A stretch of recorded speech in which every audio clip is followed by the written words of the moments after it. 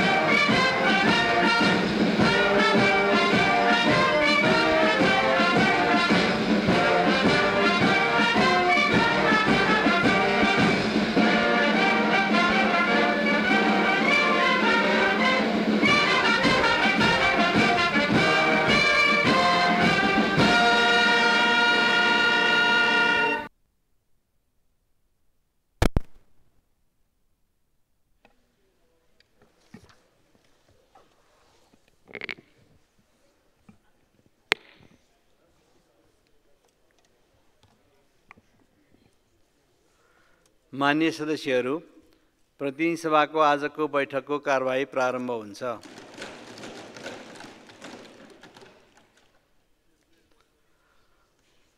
माननीय सदस्यहरू, यहाँहरूले आसन ग्रहण गरेपछि मैले दलीय आधारबाट माननीय सदस्यहरूले के कुरा राख्न खोज्नुभएछ म समय दिन्छु। त्यसैले माननीय सदस्यहरू आसन ग्रहण गर्नुहोस्।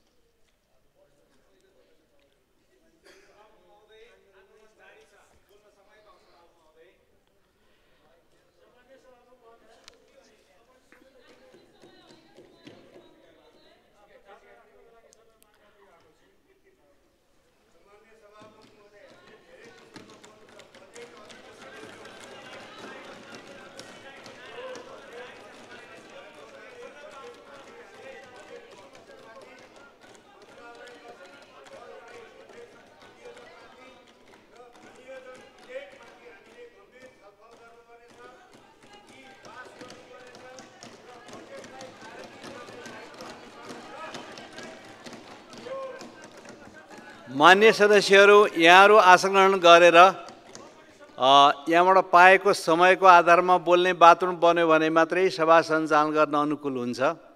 त्यसले गर्दाखेरि सत्तापक्ष, प्रतिपक्ष, आकस्मिक समय, विशेष समय र निर्धारित सूचीका समय अन्तर्गत हामी बैठक सञ्चालन गर्ने वातावरण बनाउनुपर्छ। त्यसले गर्दाखेरि म सबै माननीय सदस्यहरूलाई आसन ग्रहण गरेर वातावरण बनाइदिनको लागि म फेरि पनि अनुरोध गर्दछु।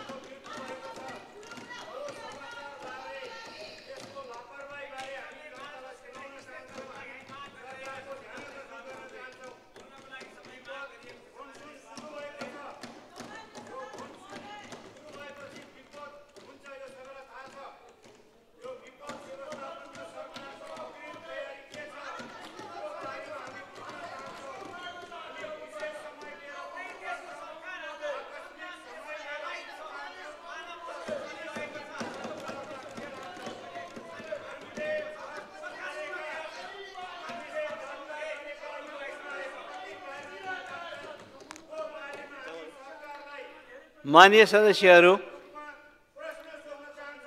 हाम्रो यो बजेट अधिवेशन बजेटसँग सम्बन्धित विषयमा निश्चित समयभित्र पारित गर्नुपर्ने बाध्यता छ।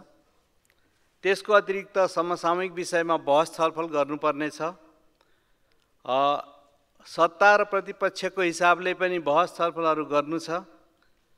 अब माननीय सदस्यहरूले यसभन्दा अगाडि खास गरी 13 गते जेठदेखि उठाइरहनुभएका कुराहरूको बारेमा सिङ्गो संसद जानकार छ, सरकार जानकार छ र म सभामुख पनि यसको बारेमा जानकार छु।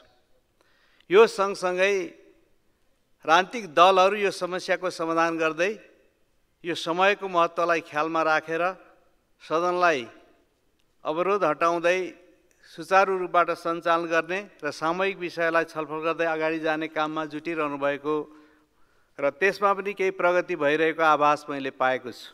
त्यसकारणले माननीय सदस्यहरू यो कुराको गम्भीरतालाई ख्यालमा राख्दै आजको कार्यसूचीका सम्पूर्ण कार्यक्रमहरू सूचीबाट हटाइएको बेहोरा म जानकारी गराउँछु र माननीय सदस्यहरू प्रतिनिधि सभाको अर्को बैठक 2082 साल जेठ 26 गते सोमबार दिनको 2 बजे बस्ने गरी यो बैठक स्थगित हुन्छ।